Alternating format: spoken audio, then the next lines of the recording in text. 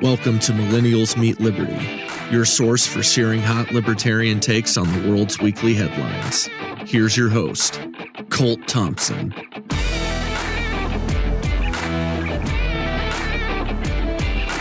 Good afternoon once again, Liberty fam. This is Colt Thompson, yours truly, here with episode 11. So I'm going to devote today's episode to two topics, one of which is relatively controversial in the eyes of the media, which took place over the course of the last week.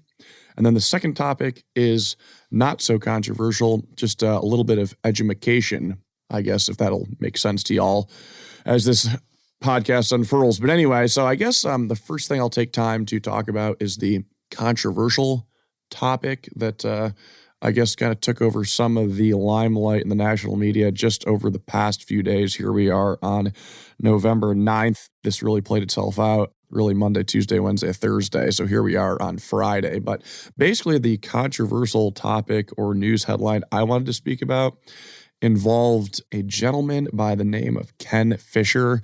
So for those of you who do not know who Ken Fisher is, he is the namesake of the business Fisher Investments. So Fisher Investments, founded by, yes, Ken Fisher, is a multi-billion-dollar hedge fund, I guess, brokerage house, basically managers of really wealthy people's income, assets, and money, in addition to other institutional investors' money. So Ken Fisher, extremely successful entrepreneur and self-made billionaire. So Ken found himself in the headlines not on purpose. Basically what happened was totally out of the blue and something that he could not have really expected to make the headlines of the news and for the ramifications that came down the pike afterwards. So basically this is what happened. So Ken, having worked for and owning Fisher Investments for most of his career, I think he's approaching 70 years old, Ken was invited to a sort of seminar, I guess we can call it that, or a workshop.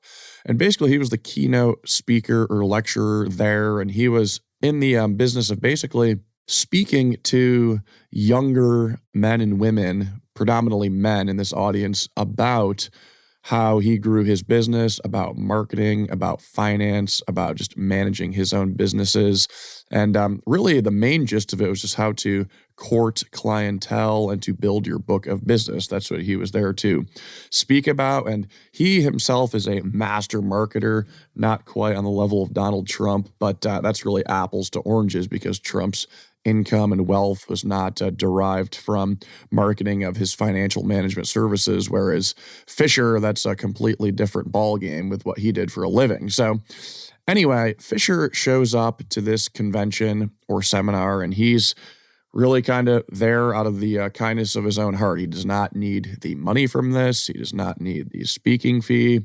He's actually helping people who are trying to get started in this business, and they're not necessarily working for his investment brokerage house. So he really has nothing to gain, I guess, other than personal satisfaction. And maybe this is his charitable mark on the world and his community and his industry. So he's speaking to these youngsters about how to market themselves and how to market their business and how to create these niches for them to manage their clients' money and how to attract similar type clientele to really build a book of business. So what ended up happening was he, somewhere along the line, was mentioning branding and selling himself and selling his business. And off the cuff, he made a remark. And again, this wasn't like some public forum. It was more of a event where he was talking to these youngsters really within the confines of four walls. It wasn't a speech or anything. And he mentioned kind of haphazardly, well, courting new clientele is like, I don't know, trying to get in the pants of a young lady, something along those lines.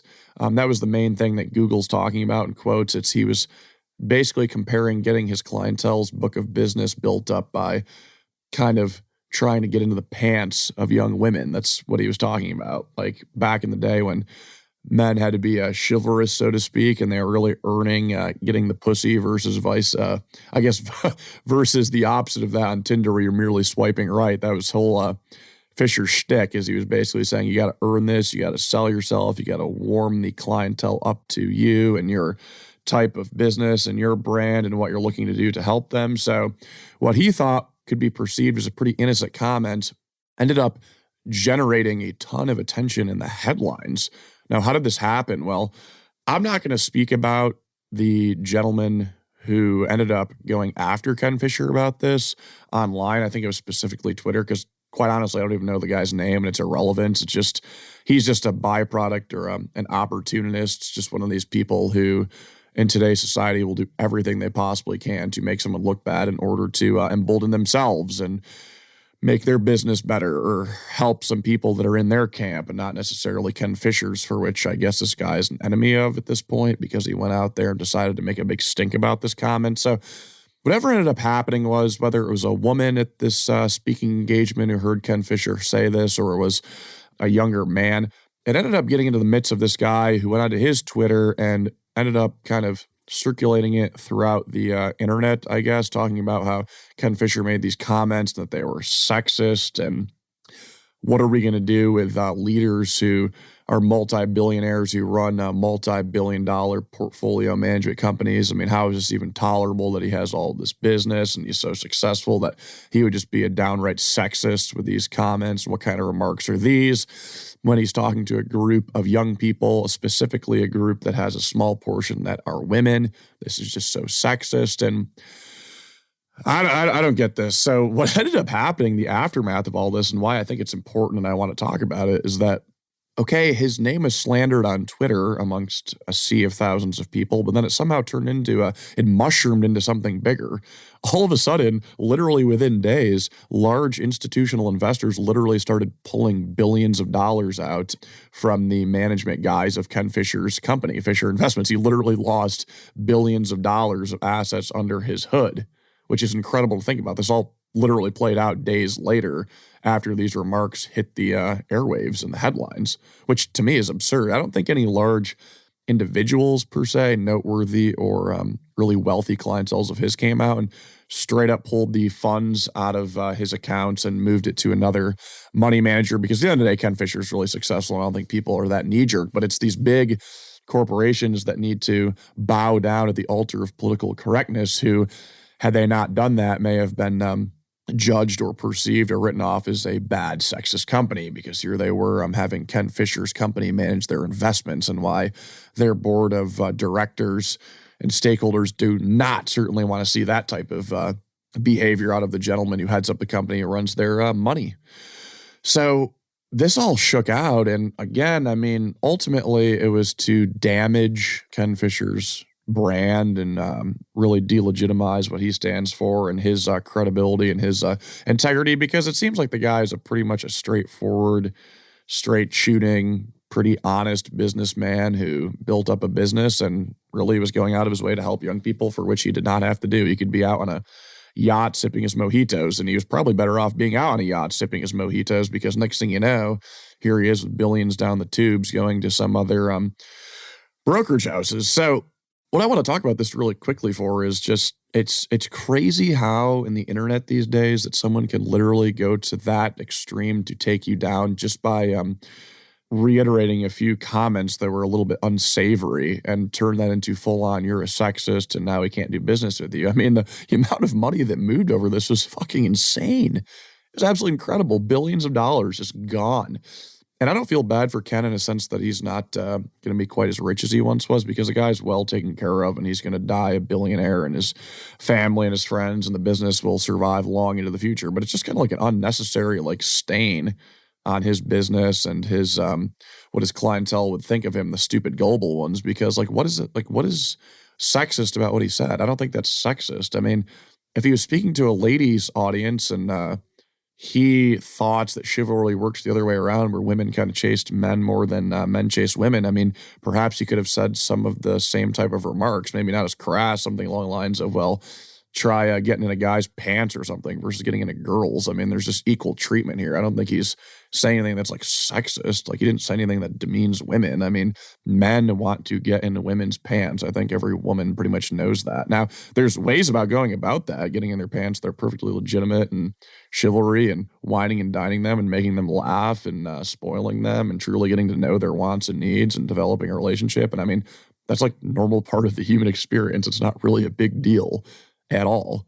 I mean, if I don't think Ken Fisher was suggesting someone goes out and rapes a woman. That's not what he was saying. I think he was saying you got to be delicate with your process of marketing and how you acquire this clientele and how you sell this clientele on your services you provide. Kind of like you would sell to a woman the type of guy you can be for her and the, the provider mentality you have, or the way you treat her or listen to her or want to share similar experiences to her and grow and have mutual goals. So, I mean, what he said was not sexist at all. And if you want to say that women in the audience didn't want to hear that and maybe they were repulsed by it, I don't understand that, because in this setting, this is all voluntary. I mean, they voluntarily showed up to hear this guy talk about his wisdom in the business and all the gray hair he accumulated, and along the way, some of the wisdom that was imparted on him by experiences. And he was just laying out the best analogy he could. And if that offended someone, they could have left or not fed it to some guy who's going to, be an opportunist and just take to Twitter and divert money from Ken's business to maybe his business or that business of his buddies. So I sincerely doubt anyone in the audience was really even that offended at all. I mean, I'm not going to speak for everybody. Maybe somebody was a little bit shook by it, but if anything, people probably laughed at the comment. I mean, it was probably funny, and it probably is very, very accurate considering in the financial services world. I mean, when you're talking about people's money, it's a very touchy subject, and people want someone you can trust. And women, when you're courting women, they want a man they can trust with their feelings and intimate times and whatever the hell they want to trust him with. So Ken Fisher's remarks were not sexist at all. It was probably, in fact, a hell of an analogy. So I don't know. It's just sad the way the world is. If this occurred pre-internet, this never would have been a big deal. It never would have made any paper. I think even if it occurred 10 years ago, with the advent of the internet being 25 plus years ago, this wouldn't have been a big deal. I think it's really just the culture we live in. 2019, where we're going to vilify and demonize people who are successful or maybe said something that wasn't manicured properly. So I don't know. I just want to come to the defense to this guy, because it's just, I don't like seeing that happen to anyone, whether it's someone rich and successful like him who can absorb that blow, or whether it's, Joey Sixpack who gets in a lot of hot water with his employer, or maybe loses out on some local business if he's a small business owner, whatever. I just don't want to see this to happen to anyone. I mean, mischaracterizing and demonizing what people say just for the sake of harming their reputation, because the culture will just all feign outrage over it. That's just kind of like a petty, really just like a scummy move. So that guy can literally fuck off. I stand in Ken Fisher's corner, and I'm sure if he had to do it all over again, he probably wouldn't have said that just because of the backlash. But deep down inside, I'm sure he meant everything that he said, because he was there just speaking the truth. I mean, there was no ulterior motive other than to show people how he garnered business and built his book of business. There's nothing wrong with it. It's not sexist. Women shouldn't not be offended by that. If anything, they should be able to understand that almost better than men. It's because they're always constantly being seduced or trying to be wooed by men all of the time, whereas men always get rejection. At least women know exactly what men are going for and what gets them off and what makes them want to be with a guy. So maybe it was more helpful, the advice to the women, than that of men. I mean, Ken Fisher might have been speaking more directly to the women in that comment. I don't know. It's hard to say. So all of this is contextual and situational and, of course, not politically correct, but it's not sexist. And it didn't need to reach millions of people, and it didn't need for investors to pull out of Ken Fisher's asset management business, which has been very, very, very successful.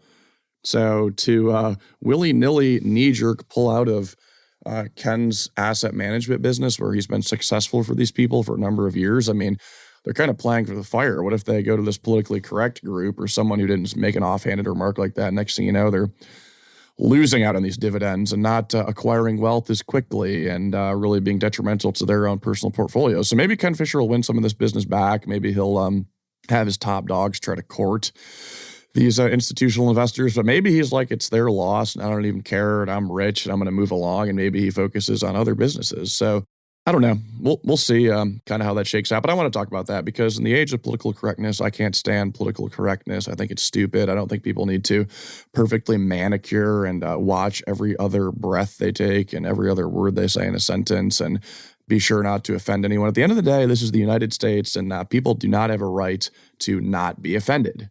We have the freedom of speech to offend people galore. And if they don't want to hear it, they can tune it out. We don't have a right to scream in someone's face with a bullhorn about it, but we have a right to kind of make it clear, known to people what we believe. And if they don't want to hear it, they can move along and not listen to us. So it's probably none of these people's damn business what Ken Fisher was saying in this room. It somehow kind of got leaked, I guess. But even so, it wasn't bad what he said. It was not sexist. So for any people who want to make a huge stink about this online, you have an ulterior motive, you're trying to demean him, you're trying to build up other people's businesses, or you're just a flat out like prick and you have no sense of humor and you didn't understand the analogy, and you can quite honestly tone it down because you're probably a loser. So that being said, I just wanted to speak on that incident with Ken Fisher, and then kind of dovetail to maybe bifurcate a little bit and talk about a second topic. As I promised you guys, I wanted to talk about two topics as it pertains to libertarianism and culture. And the second one is really just my adulation, or I guess my appreciation for a gentleman by the name of Jacob Hornberger. So for those of you who don't know what's transpired this past week, Jacob Hornberger has officially announced over the past week that he will be running to be nominated to be atop of the Libertarian presidential ticket for the 2020 campaign. So why do I want to talk about him for a little bit? Well, the last time Libertarians put two people atop the presidential ticket where we had ballot access in 50 states was Gary Johnson and his running mate, Bill Weld. And true hardcore libertarians are not very fanatical about those two, especially Bill Weld, who is not a libertarian in any sense of the imagination. But I think this time around, past 2016 and into 2020, it would be a nice wave of redemption if we could get a libertarian candidate atop the ticket who was truly libertarian and spoke our message and spoke on our principles. So I just wanted to take a moment for you guys to really listen and learn about Jacob very quickly, and then do some of your own independent research about Jacob and really look into what he has to offer for the Libertarian Party and for the country as a whole, because I think he is the embodiment of libertarianism and what it means to be a libertarian, and is the type of person we all should stand to get behind, because you can feel good about voting for someone like that. I mean, I know a lot of libertarians don't like voting in general, but to the extent that there's a libertarian candidate running for president and he happens to be in the Libertarian Party, I want to see this guy atop the ticket. That's what we should all want. I mean, he's everything we should want. So I'm going to talk about it here real briefly and just give you guys an overview of who he is and what he stands for. And a lot of this is what I stand for, so I can just kind of speak for him. But here we go. So Jacob currently lives in Virginia. That is his home state. He's spent, I think he's right now in his upper 50s, lower 60s. So he's up there where he's seen a lot in life, and that's huge. He's, I'm not sure if he's a family man per se, but he's seen children grow up, and he's seen what culture and what government have done to children, what they have done to society. But he's by and large spent his career advocating in the educational camp for libertarianism. So he's been basically a chief educator of libertarian philosophy and Austrian economics for over 30 years. He's done that through his foundation, his, I believe it's called a Future of Freedom Foundation, something along those lines, Triple F, where he basically just is the tip of the spear, so to speak, for educating people on libertarianism. So he's always been out there just extremely principled, extremely talking about libertarianism every breath he's been able to breathe. And he's really been passionate about this stuff. He's been living his passion through his career, which not a lot of people have been able to do. So he spent some time working for the Libertarian Party. He was on the board of the Libertarian Party. He took like 20 years off from doing that and just really focused on educating people about liberty. So what does he stand for? Jacob Hornberger stands for many things. He's in the mold of Ron Paul, libertarian hero. He's in the mold of, let's say, maybe Murray Rothbard, probably the greatest libertarian of all time, who died in the 90s. But Jacob's whole thing is he is anti-Federal Reserve. He is anti-warfare. So he's anti-welfare state. He's anti-warfare state with the Fed and with war. He is completely against the idea of surveillance of individuals and citizens, namely the Patriot Act. He is totally against the war on drugs. He is against egalitarianism. He is for individualism and voluntary cooperations. He is all for free markets.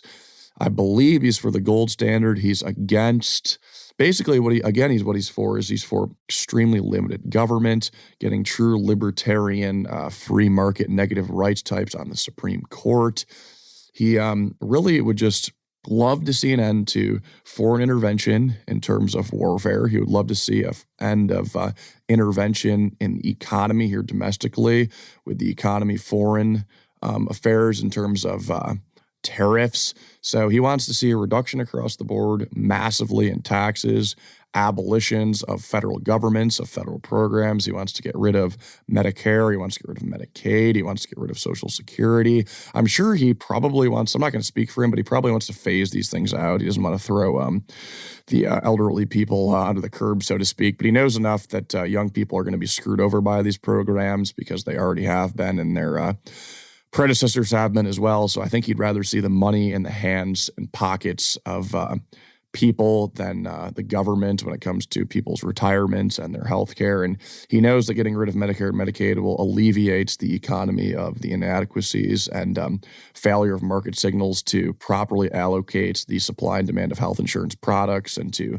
allocate their prices at the market price, which is substantially lower than what Medicaid, Medicare, and all of these other government medical programs are out there for. So he really just wants to see the federal government, the Leviathan, be brought to its knees. I mean, he wants to return to true libertarian justices. He wants to, again, see us not destabilize our currency. He wants to see real currency, not currency by fiat. He wants to see us not be in debt. He wants to slash the Department of Education. He wants to slash the Department of Homeland Security.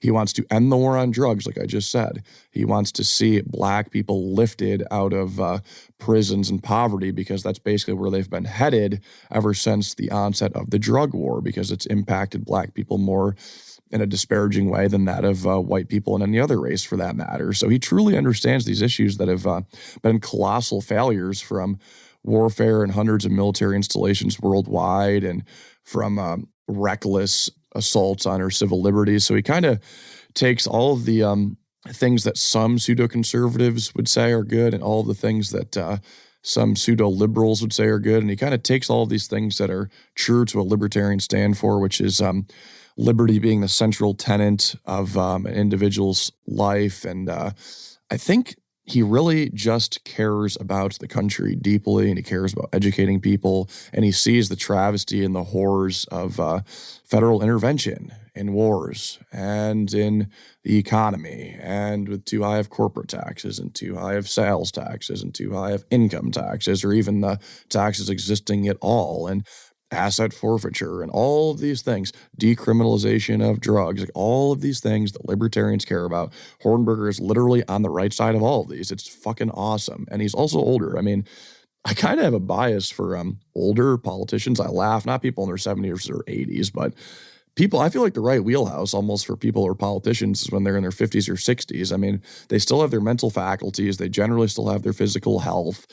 And so they can do the job from that standpoint. And then they've acquired all of this life experience. They've had children, they've ran businesses, they've had careers, they maybe even have had grandchildren if they're in their 60s. I mean, they've seen a lot of stuff. They've seen decades of, what if they're intelligent enough to see decades of malaise and the same old suits doing the same old things, really in both parties. And Hornberger is good to not distinguish the Republicans from the Democrats, because there's really not much there to distinguish these days. And that's what libertarians bring that's radically different. And we know that everyone can be better off with libertarianism and free markets and gold standards and troops coming home and less death and less suffering and more peace and more civilized society. And he gets all of that stuff. So it's really refreshing and almost, I hate to say this word, heartwarming to see a true libertarian who's principled running as the nominee for the party of principle, the Libertarian Party, who's been again, advocating against the drug war and advocating against foreign intervention, advocating for civil liberties and advocating for the LGBTQ community in a libertarian sense since the beginning, decades ahead of all these major other party platforms, because libertarians, they are not afraid. They are courageous. They have the balls to call these things out very early. And just because they called them out early doesn't mean they are wrong. They're totally right. And now that we see the Federal Reserve is diminishing the value of our currency, and its printing press is really impugned or diminished the manufacturing sector here at home, and really caused jobs to be hemorrhaged out overseas. We just see of all these things that are terrible, which most normal people should consider as terrible, forget their political affiliation. And Hornberger knocks it out of the park. It's just such common sense stuff. I mean, libertarianism is a wonderful philosophy. It is built and premised on peace, non-aggression, and he stands for all these things. So I'm fired up. I hope he gets the Libertarian Party platform nomination. I hope he gets the Libertarian Party ticket. I hope he gets a second shotgun guy, a vice president type who is in the mold of who he is, or at least principally, and maybe a different personality, maybe a younger guy, maybe older guy, maybe a gal, who really cares. But I'm just pumped about this. So I want people to go out there and research Jacob Hornberger. I want them to see his videos. I want them to see his work. I want them to see what he stands for. And if it resonates with you, maybe you can throw him a few bucks and get involved in the Libertarian Party and make your voice heard. And I don't know, maybe become an at-large, spokesperson for him in your home state or in your county, because there's always these seats to jockey and vie for, and really speak up for what it means to be a libertarian. And that's what Jacob Hornberger is. It's easy. It's like people want to know, what's the secret to become a libertarian? What's the, what do you need to know? Where are the principles? How do you know you're right in terms of what a libertarian is? And all I have to say is just go to Jacob Hornberger.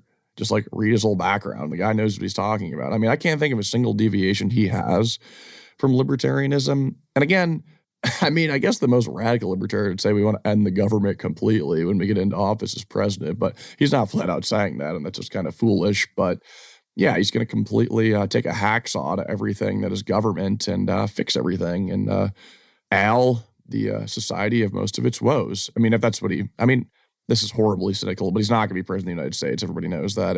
But there is a chance he could be on the ticket in all 50 states as a libertarian nominee and, maybe get a few million votes and wake some people up, because that's what it means to be a libertarian. It's all about waking people up and educating them on civil liberties and free market economics and just aggression in general and the true nature of government and how it's just a band of thieves and how corrupt and just immoral they are. And it's awesome to have a Hornberger just shoot you straight and look government in the eyes and tell them, look, you guys are all wrong. You're evil. We're going to fix this. And you're not part of the problem. So we want to oust you. And I want to get more Jacob Hornberger types under my wing. We need a few, we need a few duplicates of Hornberger. I don't know what that is, a clone. We need to get Hornberger in there, and then we need to get his clones. We need to have some clones of him on the Supreme Court and running all the major departments and cabinetry positions and really scale down this fucking bitch. So that's what I wanted to do. I wanted to put my pitch in there for Jacob Hornberger to wrap this episode up. So